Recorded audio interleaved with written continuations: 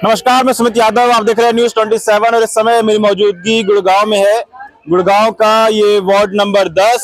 आपको बता दें कि हरियाणा में नगर निगम के चुनाव होने हैं। हम लोग गुरुग्राम नगर निगम की तस्वीरें आप लोगों को लगातार दिखा रहे हैं कि क्या तस्वीर है, क्या माहौल है। इस वक्त हमारी मौजूदगी गुरुग्राम के वार्ड नंबर 10 में है और हमारे साथ कांग्रेस के युवा प्रत्याशी वार्ड नंबर 10 से राजीव यादव जी हैं। इनसे बातचीत करेंगे क्योंकि अब चुनाव प्रचार खत्म होने को है। कल शाम 5 बजे तक चुनाव प्रचार खत्म हो जाएंगे। 2 तारीख को मतदान होने हैं। कितना जनता से मिले, कितना आशीर्वाद जनता का मिल रहा है, वो बातचीत करते हैं। बहुत बहुत स्वागत राजीव भाई। स्वागत है जी आपका। अब तो अंतिम दौर चल रहा है, मिल चुके होंगे लमसम। कैसा माहौल देख रहे हैं? 36 बिरादरी का मुझे प्यार मिल रहा है। अभी आपने डोर टू डोर हमने करा भी है, अभी देखते भी आ रहे हो, हम रोड शो करते आ रहे हैं, तो मुझे बहुत भरपूर प्यार मिल रहा है। भरपूर प्यार मिल रहा है, बहुत भरपूर प्यार। आने वाली 12 तारीख को ये पता भी चल जाएगा कि कांग्रेस पार्टी का मेयर भी बनने जा रहा है और 36 वार्डों में ज्यादा से ज्यादा हमारे पास जीत के आएंगे। अच्छा, केंद्र में भी भाजपा की सरकार है, राज्य में भाजपा की सरकार है। भाजपा कह रही है कि निगम में भी उनकी सरकार बने। तो आप जब लोगों के बीच में जाते हैं तो क्या लोग कहते हैं कि कैसा काम रहा है भाजपा का? देखो जी, पिछले 10 साल से भी भाजपा के 3 इंजन सरकार थी। पिछली बार भी प्रधानमंत्री भी नरेंद्र मोदी जी थे, सीएम हमारे खट्टर साहब थे और हमारी मेयर मधु आजाद थी। जब इनके 3 इंजन थे, अब ये फिर दोबारा से 3 इंजन मांग रहे हैं। तब इन्होंने 10 साल में कुछ नहीं किया, तो अब आने वाले अब इनमें 5 साल में क्या करेंगे? इसलिए जनता समझ चुकी है इनके सारे वादे, सारे जो थे सब झूठे वादे हैं। अभी आपने दिल्ली में जो चुनाव हुआ था उसमें इन्होंने बोला था 2500 रुपए हम पर महिला को देंगे, और वहां पर जो रेखा गुप्ता जो सीएम बनी है उसने स्पष्ट कह दिया हम कोई पैसा नहीं देंगे। तो ये झूठे वादे करते हैं, तो इसलिए जनता समझ चुकी है इन झूठे वादों से। अब जनता समझने वाली नहीं है। इनको अब 2 मार्च को इनको वोट की चोट से इनको जवाब दिया जाएगा। झूठे वादे करती भाजपा, झूठे वादे हैं ये। आप देखो, सीएम जो मुख्यमंत्री है रेखा गुप्ता, उसने स्पष्ट कह दिया कि हमारे खजाने में पैसा नहीं है। अब आप चीजें समझाइए। और दूसरी बात, जब सीएम का दफ्तर था, जब आम आदमी पार्टी का था, तो उसमें हमारे बाबा साहब की फोटो थी, हमारे उसमें भगत सिंह की फोटो थी। अब जैसे सीएम बदला तो उसमें वो दोनों तस्वीरें हट गई है। मोदी जी आ गए। हाँ, मोदी जी आ गए। अब देखो आप, ये दलित परिवारों का बाबा साहब से ऊपर मोदी जी हो गए। मोदी जी हो गए। बताओ, जिस संविधान पे देश चल रहा है, उस संविधान को ही पलट दिया इन्होंने। तो इसलिए तो मैं चाहता हूँ कि जनता समझ चुकी है, तो इस बार जनता इनको मौका नहीं देगी। जनता मौका नहीं देगी। हाँ जी। सवाल ये है कि आप यहाँ हम देख रहे हैं अकेले प्रचार कर रहे हैं, अकेले जुटे हुए हैं।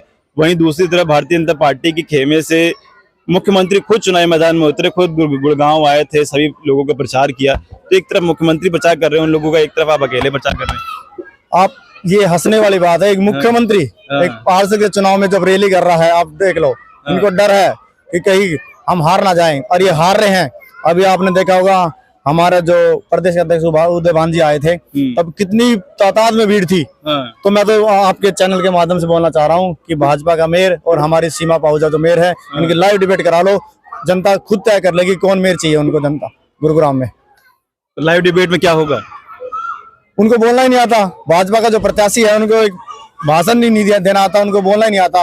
अभी देखो, ऐसा प्रत्याशी गुड़गांव को नहीं चाहिए, क्योंकि पहले ही इतना परेशान है गुड़गांव, पहले फैमिली आईडी से परेशान है। हमने खुद नॉमिनेशन के टाइम में हमने चीज देखी, भ्रष्टाचार कितना है निगम में। एक कैंडिडेट के तौर पे हमने 10 दिन चक्कर काटे, तो आम पब्लिक कितनी परेशान होगी। तो इसलिए अब जनता समझ चुकी है, इनके झूठे वादों में अब जनता नहीं फंसेगी। क्या कहते हैं लोग जब आप मिलते हैं लोगों से, तो लोग भाजपा के बारे में क्या कहते हैं? क्योंकि उन्हीं की सरकार है, तो उनके बारे में क्या कहते हैं लोग? अब लोग समझ चुके हैं कि पहले भाजपा के झूठे वादों में लोग फंस चुके थे।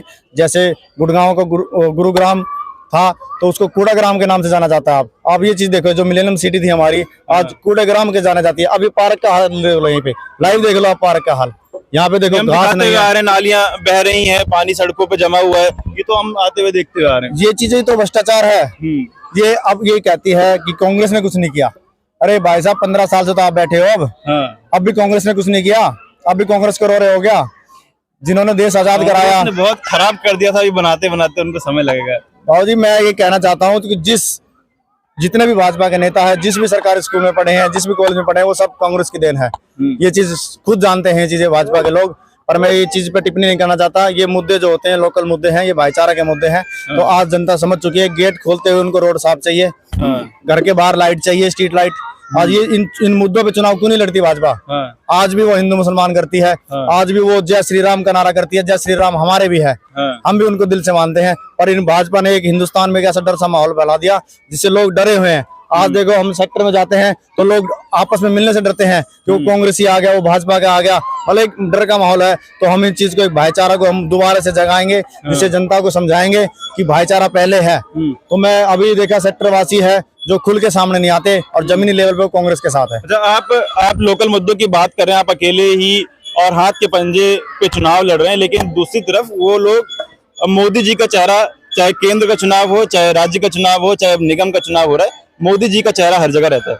उनको पता है मोदी के अलावा हमारे पास कुछ है ही नहीं। जो कैंडिडेट है वो भी मोदी के नाम से। अरे तुम्हारे पास खुद क्या है, कैंडिडेट की पहचान क्या है, ये चीज तो दिखाओ पब्लिक को। तो उस चेहरे का फायदा भी तो होता है।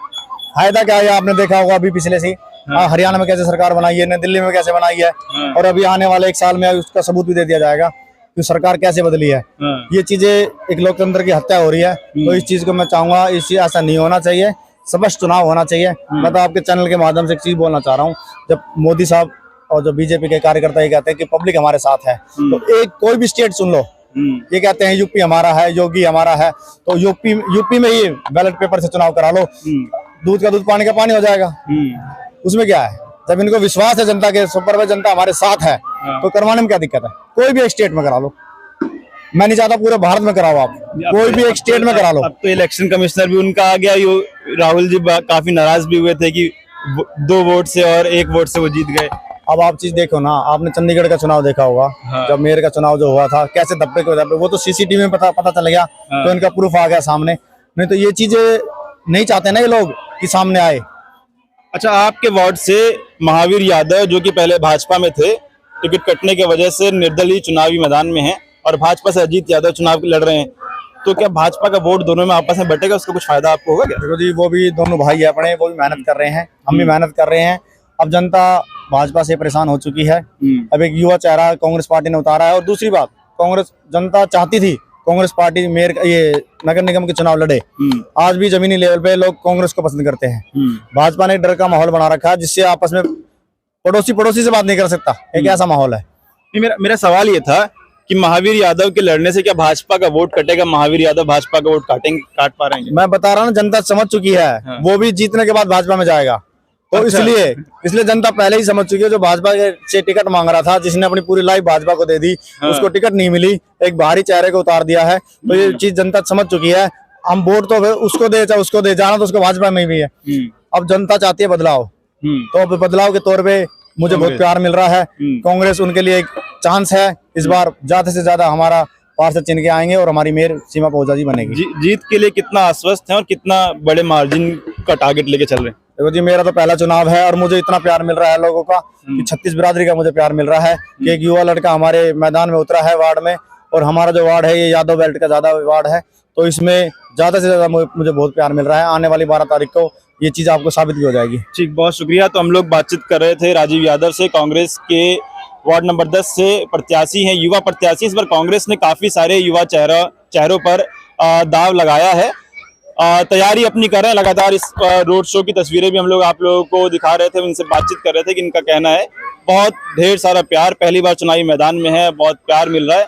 12 तारीख के नतीजों में सारी तस्वीर सामने होगी कि किसको कितना प्यार जनता से मिला। आप लोग क्या सोचते हैं, अपनी राय कमेंट बॉक्स में दीजिएगा। फिलहाल ये वीडियो में खत्म कर रहा हूँ, आप लोगों से मुलाकात अगली वीडियो में होगी। जुड़े रहे हमारे साथ, तब तक के लिए नमस्कार।